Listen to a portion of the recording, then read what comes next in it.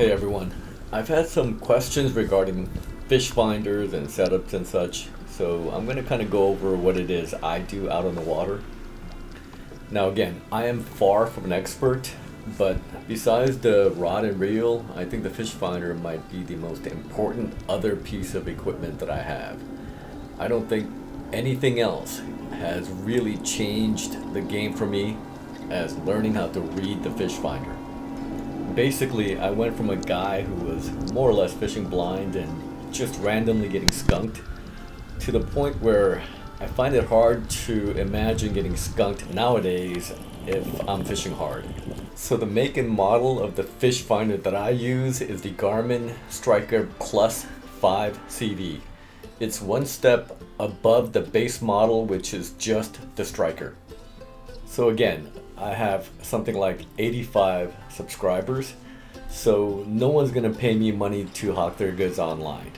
But here's my general observation between Garmin and Lowrance. I think they're both capable in terms of sonar technology, but I think Garmin is clearly better in terms of GPS technology. Now I know this from having used their handheld units in the backcountry. And again, I think their GPS circuitry is the best in the business. And I think it makes a huge difference when you're trying to navigate back to a very small waypoint.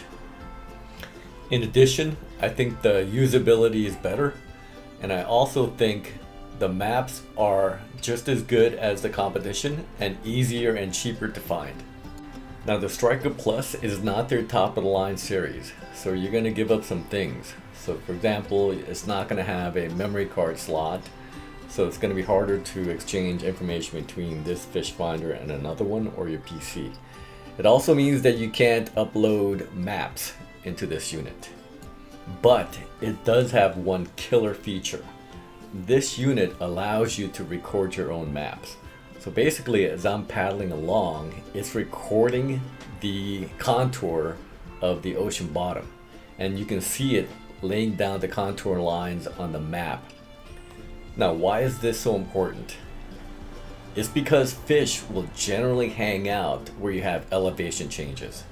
As human beings, we're not going to set up our homes in the middle of nowhere. We're going to want to build our homes near foothills or in valleys. And fish are just the same. They're going to seek out these features because it affords them protection and or food. So look at the map on the left side of this screen. Where you have the contour lines that are kind of far apart, it means that it's a relatively flat area. When the lines are tightly packed, it denotes a sharp rise or drop in elevation. And the waypoints, which are the red dots, are predominantly near these changes in elevation. So let me go over some of the basic settings. The range is auto, which assumes that I want to read the entire water column. The gain I have set to auto high, and this setting kind of controls how sensitive the transducer is.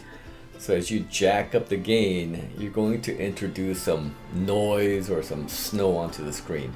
Now I don't mind a little bit of noise on the screen as long as I get as much detail as possible. I have the frequency set to chirp 77 kilohertz. Now between 77 and 200 there are some differences. So for deeper water you're going to want a lower kilohertz like 77. For shallower water, like if you're in a lake and 30-40 feet of water, you might want a 200. Supposedly the 200 kilohertz or the higher kilohertz gives you a little more detail. I've also been told that the lower frequencies give you a bigger cone. So in essence, when I'm out on the ocean and I'm choosing chirp 77, I'm basically telling the fish finder, hey, I'm in deeper water and I want to cover as much of the ocean floor as possible. That should be more than enough to get you going. You don't need to get like immersed in the submenus and all the finer controls. Now the only other setting that I might want to look at is the fish symbols. You typically want that off because otherwise the fish finder is going to represent every particle in the water column as a fish and it gets really confusing. learning to distinguish between fish and flotsam and jetsam is just a matter of spending time on the water. Now, just about every fish finder in the market today is going to come with something called down view or clear view. It's the fish finder manufacturer trying to give you a more accurate, more realistic, more 3D-ish representation of what's on the floor. I don't really need that. I don't need to see if it's a log. Basically, I'm just looking for some kind of anomaly, and that's going to attract my attention. Okay, at this point, we've jibber-jabbered enough. It's time to hit the water. Okay, so 95% of the time, you'll be looking at a screen like this. I've got two words: keep moving. Now, this scene is a little more interesting. So let's read this from left to right. On the left-hand side, the contour lines tell us that there's really no elevation change. Okay. On the right-hand side, there's something basically up and down the water column. They're everywhere. Okay, it's just complete chaos, and there are tons of them. So then, what do you think this might be? Well, let's find out. Same deal, 1 ounce erratic fall jig.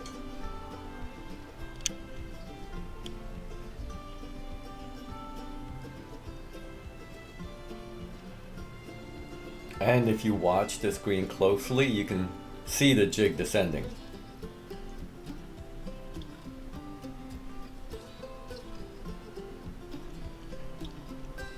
Gets picked up almost immediately, so this is clearly an aggressive fish.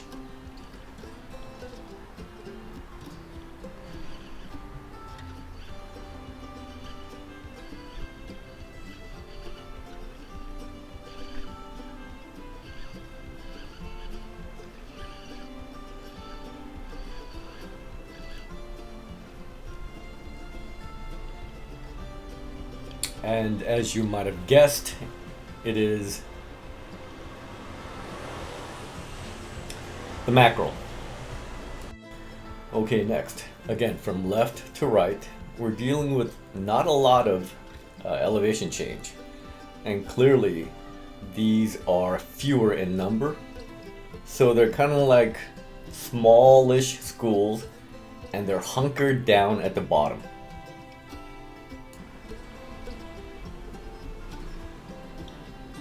So this time around, because I know that the fish are right at the bottom, I'm going to use a little heavier of a lure, 2 ounce, and I'm going to send it to the bottom. Again, if you watch closely, you can see the jig descending.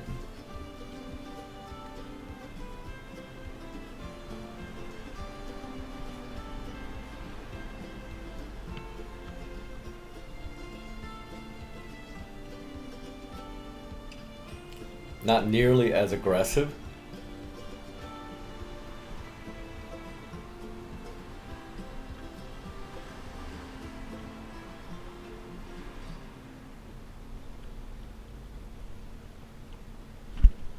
But I eventually get picked up.